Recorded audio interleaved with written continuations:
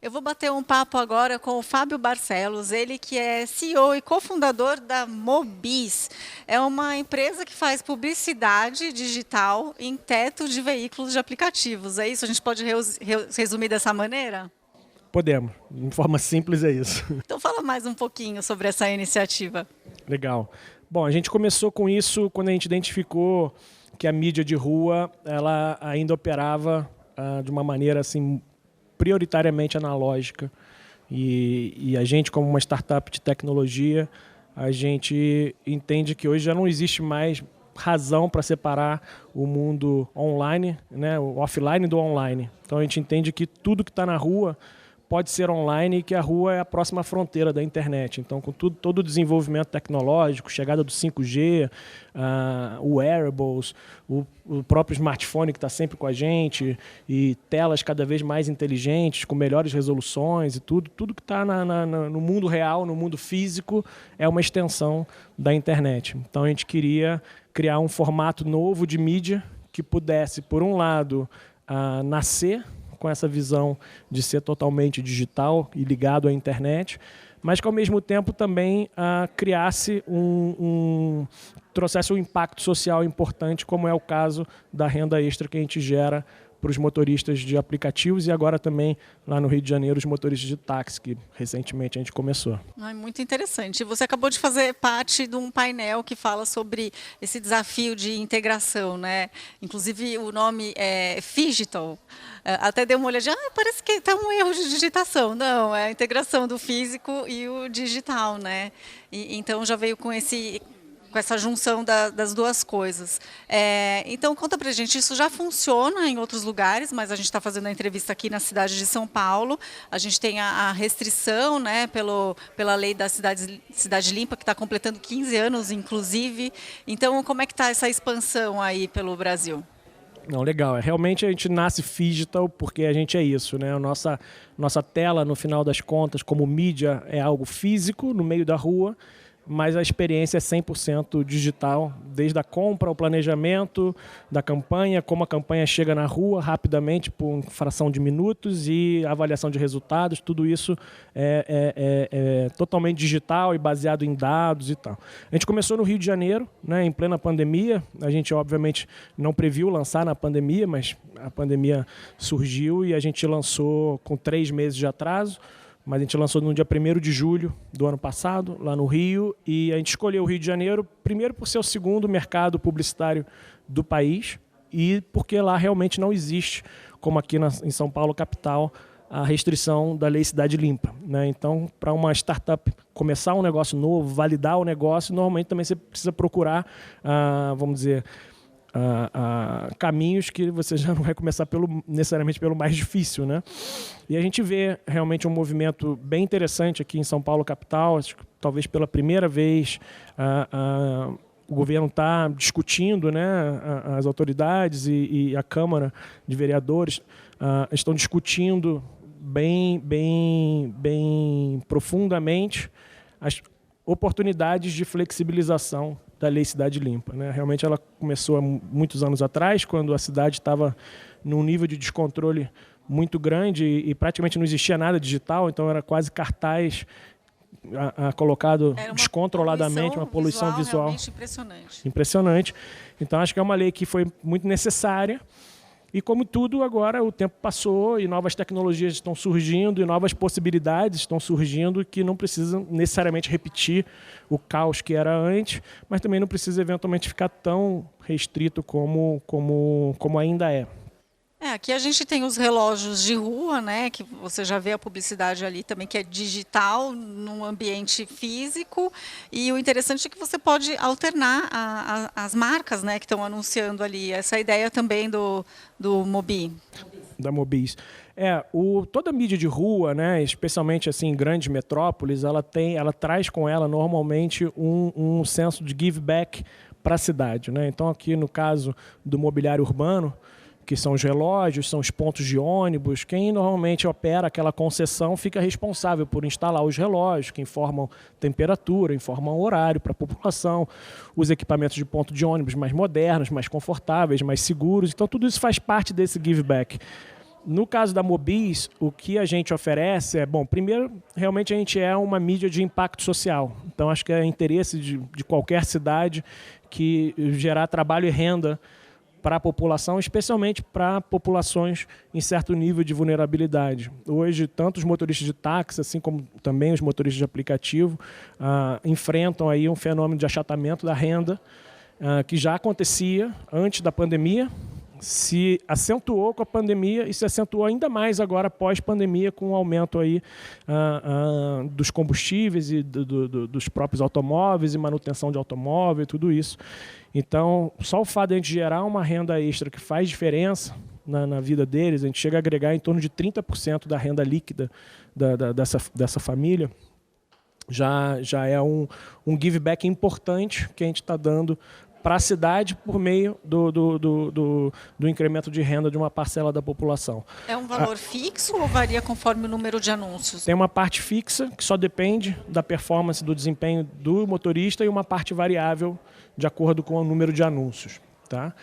Mas, além disso, a gente também tem uma preocupação muito grande de fazer com que as marcas que anunciam ali possam promover a eliminação da emissão de carbono dos automóveis, né, que a gente utiliza. Então, isso a gente faz também por meio de uma parceria com uma outra startup que faz trabalhos de proteção da Amazônia. Então, a gente compra créditos de carbono dela e a gente consegue, então, com isso, zerar a emissão de carbono desses automóveis. E um outro ponto importante desse nosso tripé, vamos dizer, de give back para a cidade, que é a possibilidade de a gente conectar as nossas telas aos centros de operação das cidades onde a gente atua, como a gente começou a fazer agora lá no Rio de Janeiro, para facilitar a comunicação da cidade com a população nas ruas em situações de emergências ou de alertas ou de incidentes, assim como também transformar a nossa tela num grande hub de sensoriamento da cidade, onde a gente pode capturar, por exemplo, buraco na rua, a gente pode capturar nível de iluminação das ruas, a qualidade do ar, né, quadra a quadra da cidade, e oferecer isso gratuitamente para a prefeitura, por exemplo. Então, tudo isso faz parte, vamos dizer assim, do nosso modelo, né, da nossa proposta de valor, que não é uma proposta de valor que vai, então, só para o anunciante, né? Tem todo o lado do anunciante, mas tem o lado do motorista, tem o lado do meio ambiente e tem o lado da cidade. Olha, muito interessante. E é bacana porque não ocupam um espaço físico mesmo, né, na cidade. São carros que estão circulando ali. E nesse caso, como mensurar o alcance? Porque quando é uma publicidade online, você sabe ali o número de cliques, né, o número de pessoas que entram ali numa página, mas quando é assim visual rodando, como que você sabe que valor que você está agregando ali para a marca? Esse é um ótimo ponto. Esse é um dos grandes desafios da mídia de rua, né? Ou da mídia offline, como é chamada, né? Exatamente. Talvez ela seja hoje mais chamada de offline, porque ela não deixa tantos rastros, né? Mas isso está mudando.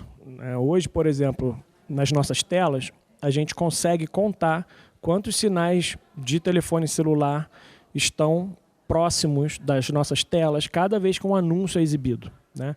Então, a nossa tela tem um GPS, então a gente sabe por onde que o carro está passando, por isso a gente entrega uma mídia geolocalizada que mostra que é exibida no local e nos dias de semana, e nos horários, e nas condições climáticas que aquela marca quer aparecer, né?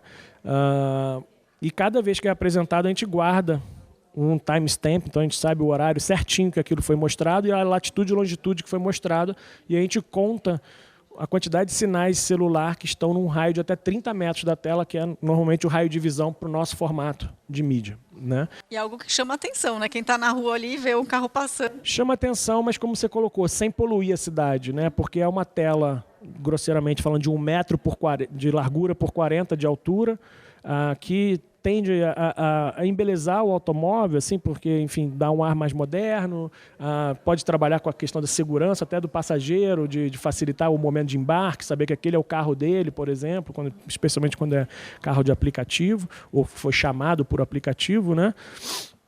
mas realmente chama muita atenção. E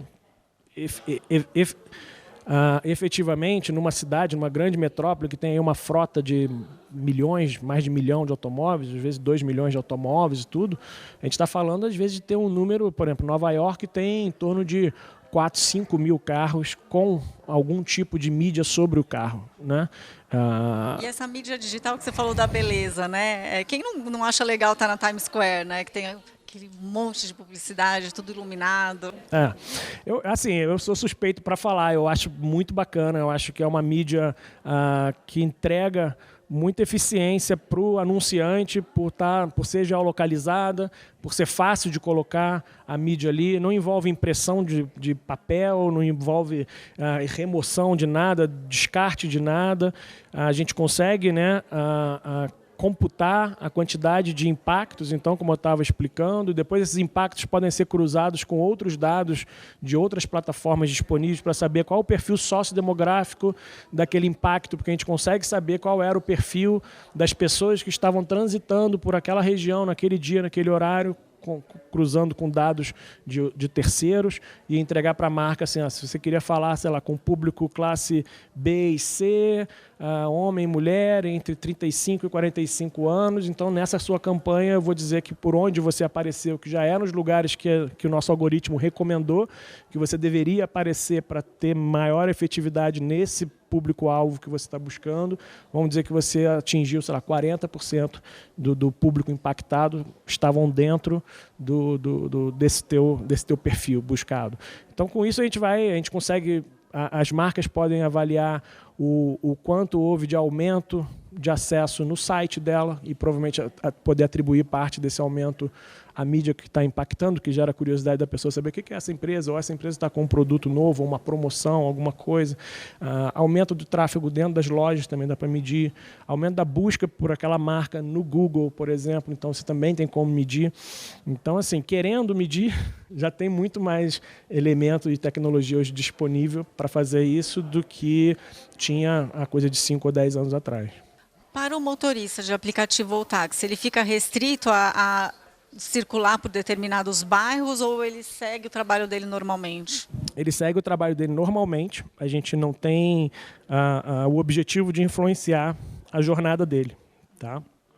Então a gente sabe por onde que a nossa nuvem, né, vamos chamar assim, nosso enxame, como a gente chama, que é Mobis, vem das abelhas, né? Então o nosso enxame está circulando na cidade e a gente consegue predizer qual vai ser a nossa oferta de espaço de mídia em cada região da cidade, em cada dia da semana, em cada horário do dia, mesmo que não seja aquele mesmo motorista que está ali, mas são outros motoristas, mas porque a gente consegue, com base na análise de dados históricos, antecipar o que vai acontecer. Mas o dia a dia dele fica absolutamente livre.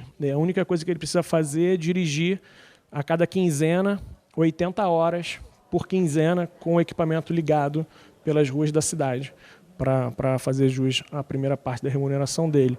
Então, basicamente, assim, mais de 90% dos nossos motoristas, todos os meses, cumprem, vamos dizer assim, esse objetivo e, com isso, recebem sua parcela da remuneração. Bom, a Mobis, pelo que eu vi, é um exemplo de inovação e tecnologia. Então, vocês têm que trabalhar aí com profissionais muito qualificados, né? Como é que é essa equipe que está por trás, que faz essa inteligência artificial trabalhar para vocês? A gente tem uma sorte, assim, do nosso grupo de founders e do time de Key People que a gente já trouxe com a gente. Como eu já empreendi, meu outro sócio também já empreendeu, minha sócia trabalhou em startup também praticamente a vida dela toda. A gente já tem acesso, vamos dizer assim, a uma rede daqueles para serem os nossos primeiros profissionais, né? A gente termina tendo um acesso privilegiado de pessoas que a gente já conhece, que são muito diferenciadas e que gostam do propósito da empresa, se identificam com o propósito da empresa e se disponibilizaram a fazer parte dessa jornada desde o início, né? Então, a gente tem um time hoje ainda relativamente pequeno. Nós hoje estamos com 21 pessoas só e na empresa toda, mas gente já bem sênior, bem experimentada.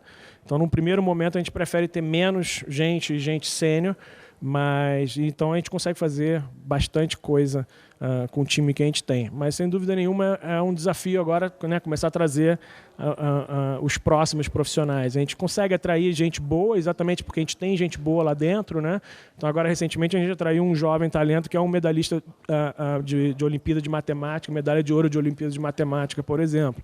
Então, o cara chega lá, super jovem, está se formando agora, mas já, enfim, já consegue entrar ajudando a resolver problemas muito complexos, mesmo que ele ainda não esteja codificando aquilo ali, mas o algoritmo que resolve o problema, ele já consegue contribuir. E aí vai. A gente está sempre buscando nos melhores celeiros aí, jovens talentos para desenvolver dentro de casa, e outros profissionais, né, no nosso network, no network de investidores nossos e tudo isso, mas, enfim, está todo mundo nessa batalha aí pelos melhores, né? Muito bom.